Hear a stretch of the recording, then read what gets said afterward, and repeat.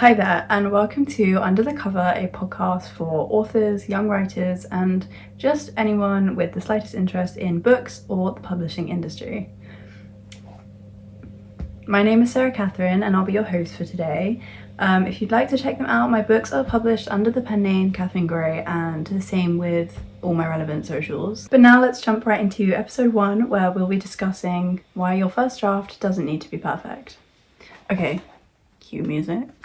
As this is the first episode, I'd like to do just a little bit of background. I won't take up much of your time, just 30 seconds or so. So if you're listening on YouTube, you could go to my profile and you'll see that I've done quite a few videos like this in the past. I've done a lot of advice and video essay type videos. But I decided in 2025, it's a new year, why not make it kind of official and expand to other platforms as well. We're going to be covering a whole range of topics over the course of this podcast, right down from little details such as when you're writing, developing characters, for examples, or developing your secondary plot line, developing subplots, all the way up till the bigger picture, things like publishing and planning your career and how to fit writing in with everything else that's going on in your life. So if that's piqued your interest, then feel free to stick around, and yeah, we're going to get into the first episode, why your first draft doesn't need to be perfect. I'd like to preface this by saying that this applies to writers of all experience levels, right down from beginners up till experienced published authors. I think there is this myth of perfectionism, actually. I was gonna go into detail a bit more then and come up with some complicated sentence, but no. What I want to say is that perfection is a myth. Perfection is just an ideal that you make up in your head. And there is also this sort of stigma, if you will, where a lot of writers think that their first draft has to be perfect, or their work has to be flawless, or, just anything they do, anything they produce has to be perfect. But once again, this is impossible. It's an impossible thing to strive for. It's an impossible thing to achieve because it doesn't exist. It's a myth. It's not real. There's often this misconception, especially from newer writers, but just in the writing community in general. I still see it to this day, and I've been writing for almost 10 years now, quite seriously. So not just from beginners or entry-level writers. But this misconception is that your book has to be great from the start. It really, really does not. Your book, especially in this first draft stage, it doesn't have to be remotely good. Obviously, everyone wants to aim to write a piece of writing that they're proud of. But you can be proud of your work even if you've written a draft which is only 30,000 words, or maybe it's 300,000 words. It's completely out of your word count range that you were aiming for. And you think the dialogue is a bit stoic and the description is a bit messy and it's not descriptive enough, and there's just, a whole load of things that you think you could fix. It doesn't matter. It literally does not matter.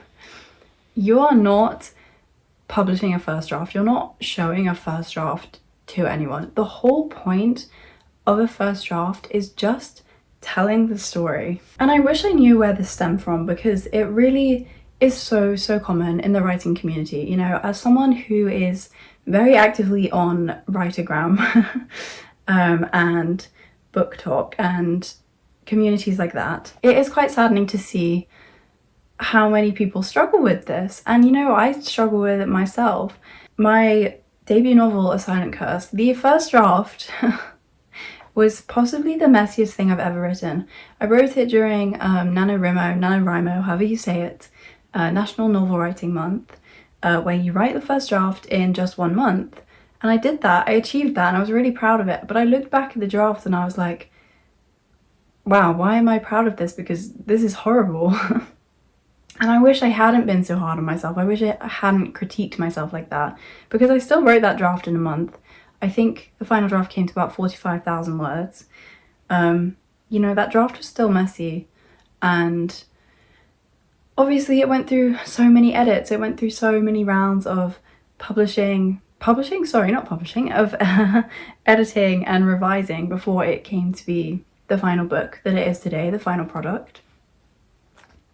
So basically what I'm getting at is that writing is a process that involves multiple drafts, and as I'm saying that, I'm thinking there's what was it? There was a famous quote by Stephen King, or maybe not a famous quote, but some of his writing advice, which effectively, in summary, said that, you know, writing involves multiple drafts. You know, whether that be 3 drafts. You know, I know some people who they write the first draft and then the change from the first to second draft is where they do the most. They do so much and they cast that as the second draft. And then by the third draft, they're just doing minor edits. Whether you're a 3 draft kind of person, or whether you're a 20 draft kind of person. You know, personally, I'm somewhere in the middle. I'm more of a 5 draft kind of person. But it really doesn't matter what you do once you've written the first draft, because ultimately you just need to remind yourself while you're writing the first draft that it's okay to be messy. It doesn't have to be flawless. There's no such thing as flawless. And talking of writing the first draft, there is often a hesitation to even begin. And once again, this stems from that whole idea of perfectionism, the idea that you want your book to be perfect, you want your book to be so good, you want it to be flawless. And you're going to hear me repeating the same words over and over because they are so they're so fitting for this episode. But I want to sit here right now and tell you, if you're hesitating to even start writing your first draft, don't. There is nothing that can go wrong if you start writing. The only thing that can go wrong, the only thing you can do to hinder yourself is to not write that book. If you start writing and you decide you don't like the project, you start writing and you're not feeling it, you don't have to keep writing. If you start writing and you get to the end and you think this is the worst first draft I've ever done, it doesn't matter because you have a first draft. You could start writing and it could be the best first draft you've ever written. You could think, wow, like this is the next bestseller. But if you think about it, all those things happen because you've written, because you started writing. If you don't start writing, you can't have a first draft to edit. You can't think, wow, this is going to be the next bestseller, because you haven't written it yet. The whole purpose of a first draft is just getting the ideas down. It is just telling the story. You know, there's a reason why some people don't even refer to it as the first draft. They just refer to it as the rough draft. There's a lot of realism in that. And I quite like to do that sometimes. In fact, when I start writing a book, I call it draft 0 in my Google Docs, because it's almost not even a draft. Obviously it is a draft.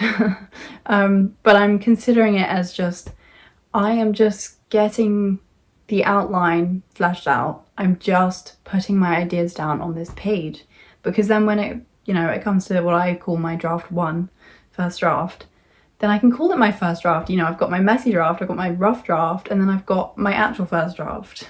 So, you know, that's just my little personal piece of advice if you're trying to fix your mindset and fix the way that you think about this first draft.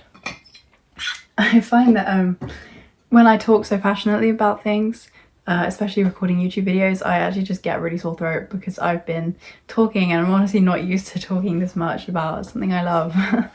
So while you're writing the first draft, I think what we need to be doing, I was going to say in 2025, no, what we just need to be doing in general is embracing the messiness.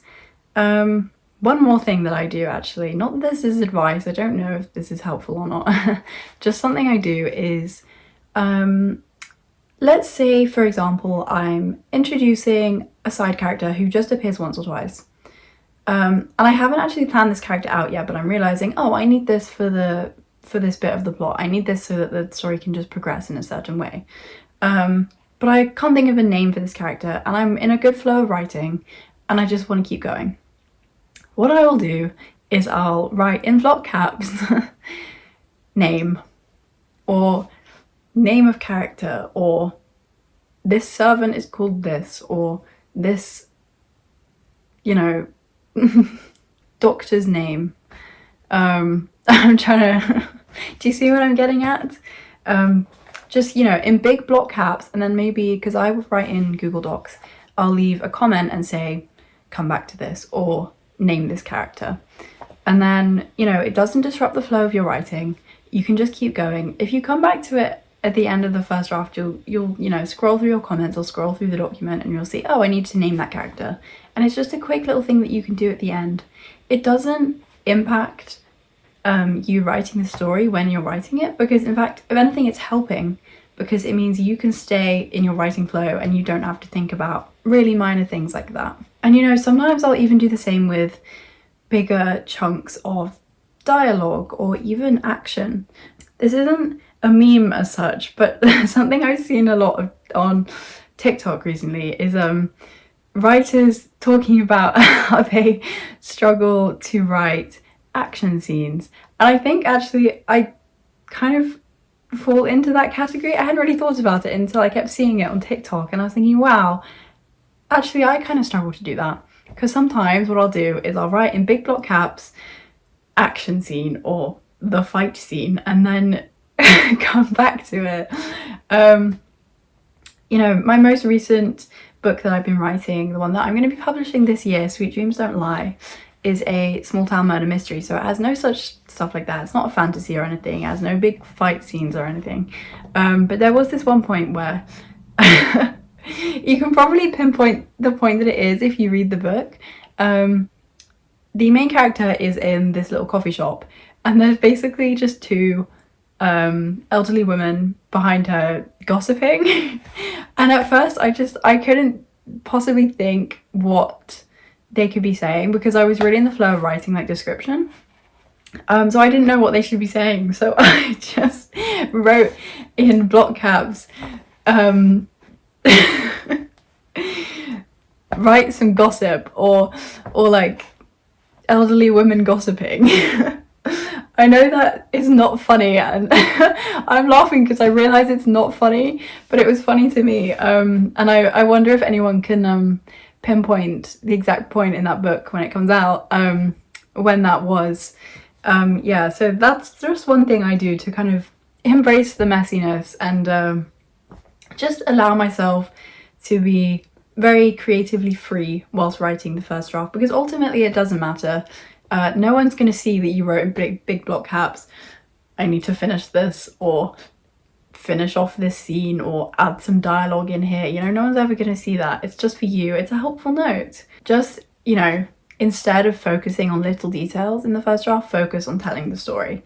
That is the big difference between the first draft and then the next few drafts where you're revising and editing, because the next few drafts is where you polish up the story. The first draft, you're allowed to write poorly. Let yourself, in fact, actually, I was going to say encourage yourself to write poorly. Maybe not that extent, but, you know, allow yourself. If you think, wow, this paragraph is the worst paragraph ever, I've started every sentence with I, guilty. That came into my head because I've been doing that recently with my big fantasy project at the moment. I was writing a paragraph the other day. I was like, why does every single sentence start with I? That's not ideal. But, you know, something like that, if you're writing and you're consciously thinking, wow, this is not good, let yourself do it. Let yourself keep going. In fact, write the next two paragraphs with every sentence starting with I. It doesn't matter. You need to just have a look. I was going to say have a look into the future. That sounds, no, that's not what that's not what I meant to say. What I meant to say was look at the bigger picture and, you know, give yourself time.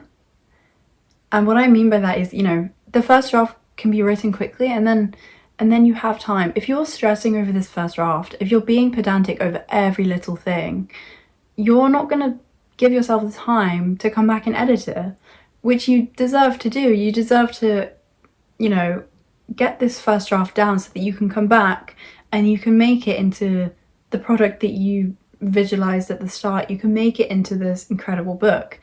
If you don't let yourself write messily, write poorly, just get the ideas down, you're just hindering yourself in the future. Now let's have a look at some typical first draft issues. I have a few written down here, and I'd just like to go into them really quickly.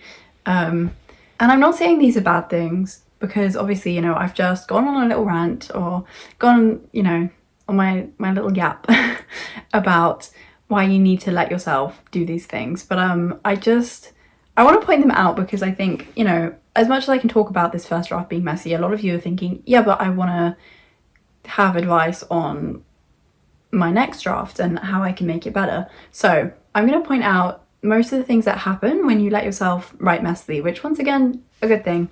But these are the sort of things that come up from doing that. And the first of which is plot holes. I think this is the biggest one for me. Actually, this and the next one I'm going to point out. You know, if you've written without an outline, I never do this actually, I'm a very big planner, but you know, I know lots of people who are very much adamant, they don't plan, they don't outline, especially if you're one of those people.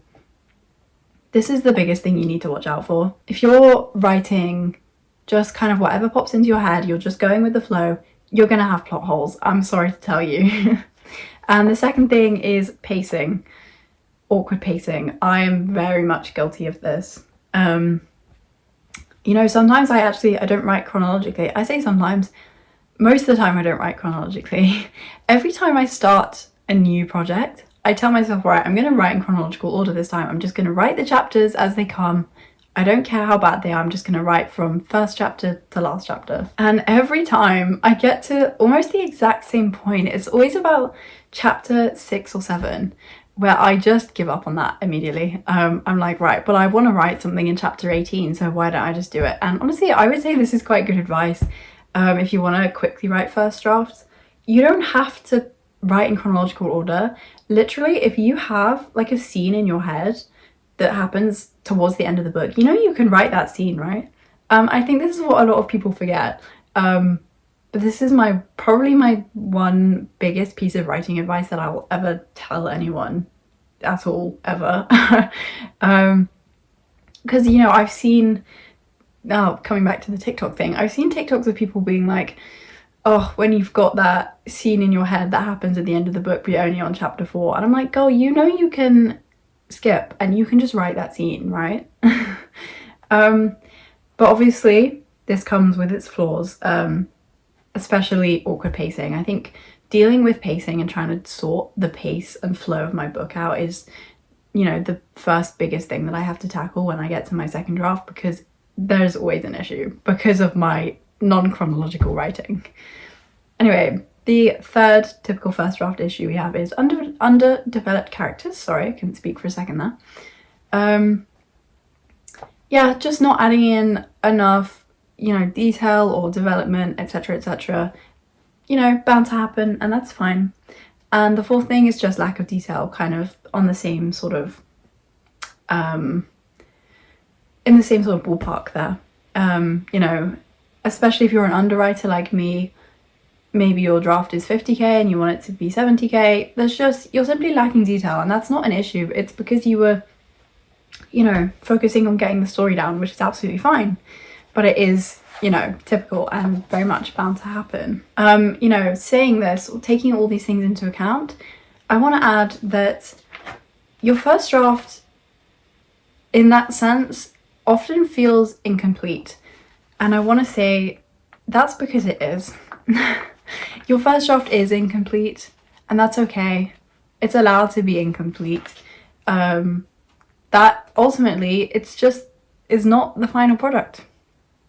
So how do we overcome this idea of perfectionism and the idea that we have to make this flawless first draft? There are a couple ways to deal with it. Ultimately, I think this is a hard one to give advice on because it's very personal to each person. You know, like, for example, for me, I said I call my first draft 0, and that really helps me just think, right, it's like barely a draft, you know, and that helps me with the idea that it can be messy. I'm allowed to have a horrible first draft. But, you know, that's not going to work for everyone. I can't give advice that's going to be perfect for everyone. I can't give advice that will work for everyone. But maybe there are a couple things that we can do.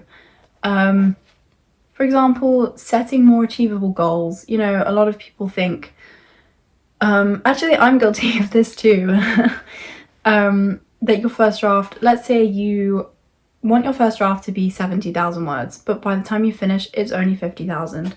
I've done this on probably every single project that I have written ever.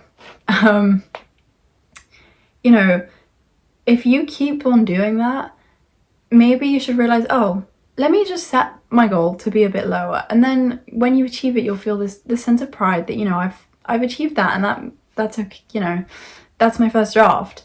And it's fine that the word count is a bit low, because it will get higher, or, you know, I'll add all the detail in the next drafts. I have in my notes, as a second thing for overcoming perfectionism, stop internal criticism. This is, I'm not entirely sure what I meant when I wrote this note down, because it's very much easier said than done, stopping this internal criticism, because ultimately, if it is internal, that's just coming from you. It's not like influenced by other people. When you're getting external criticism, for example, you can just think, well, actually, I'm not going to listen to you.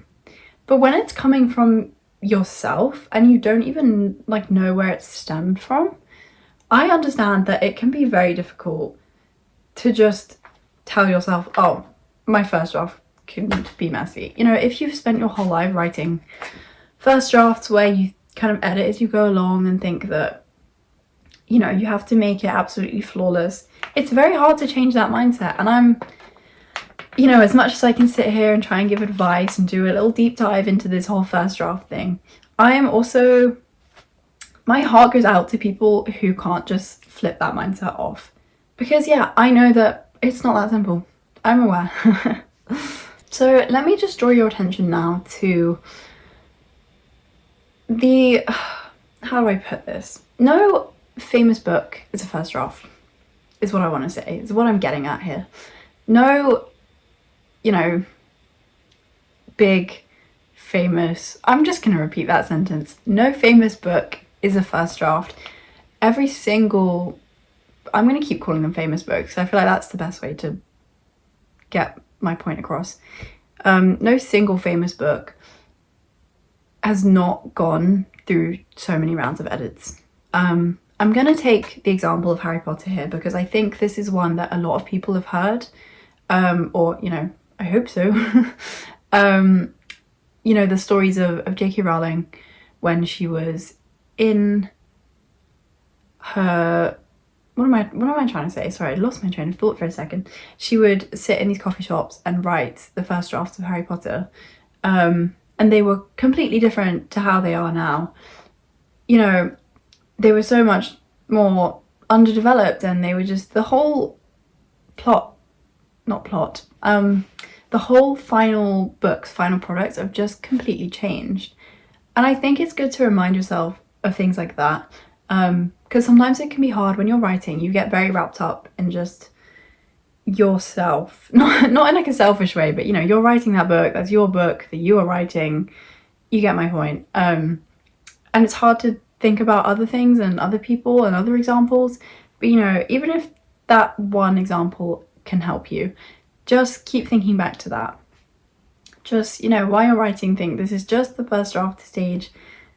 When my book is published, this is not going to be what people see. And now I have a couple of practical tips, sort of. My one tip for a first draft, that I think is, I'm kind of hesitant to say, you can hear it in my voice, but I think it's a bit controversial, but that's, don't let other people read it. Some people have, for example, alpha readers and editors who very much will have just read their first draft. Obviously that's fine, but personally I think, you know, my draft 0, no one will ever read that. Trust me, no one will ever read that. Because I just think, you know, people could give so much criticism on that, and like rightfully so, because it's bad, but it's meant to be bad. So I think it's unfair for people to give criticism on it. again, this is a very personal opinion. But you know, if you think that could help, if you've been giving your writing after the first draft stage to someone else to read, and it's always kind of damaging your mindset, maybe think, I should stop this. I'll stop doing this. The second thing, practical tip, setting aside time to write. Setting aside allocated time slots, because this comes back to something I mentioned earlier about the whole, if you write the first draft now, you're just giving yourself time. You're being too kind to yourself. If you set aside time to just write and write in bulk and write quickly and just get the story down, if you do that now, you're going to have time later on. So if you can manage to fit this around your work or your school or your uni, etc., whatever's going on in your life. I know people who genuinely write in 5-minute time periods between their work. Whatever you can do to allocate time to write, I think that's beneficial, because time well spent now is time saved further on. And I think that kind of brings me nicely to an end here. I'm just gonna summarize all the points we've come across in a few quick sentences, just as a little reminder. Keep these fresh in your head, keep these in your mindset when you're next writing your first draft. So we need to let go of the need to write perfectly, and the idea that the first draft needs to be flawless. We need to remind ourselves that first drafts are about writing, not editing, because the goal is progress, not perfection. We are just getting the story down on the page. Revisions and editing and next drafts exist for a reason. So that's going to be all for today's episode. Thank you guys so much for listening in to Under the Cover episode 1. This was very exciting to film. I hope you guys enjoyed, and I really hope you got something out of this. If you're watching on YouTube and would like to watch, future episodes of this, feel free to subscribe. Leave a comment saying what you would like me to talk about in podcasts, because I do have a whole list of things. I have a few little notes written down about things I want to talk about, but if there's anything you'd like to hear from me kind of in terms of advice, or even if there's, I don't know, any indie authors you'd like me to get on here to talk with, or just any kind of video essay type videos that you want me to do, anything at all, drop it in the comments. And if you're listening anywhere else, you feel free to head over to YouTube, leave a comment as well. But yeah, thank you guys so much for listening, and I will see you all in the next episode.